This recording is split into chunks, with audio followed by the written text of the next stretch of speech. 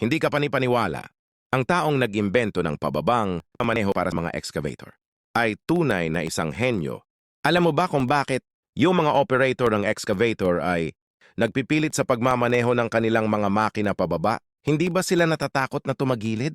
Actually, hindi naman dahil sabik silang matapos ng maaga ang trabaho, kundi dahil sa nature ng mga excavator mismo.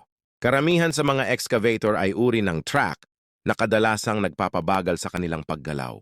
Kaakibat ng mataas na pagkonsumo ng gasolina, ginagawa nitong mas gusto ng mga operator ang mga shortcut.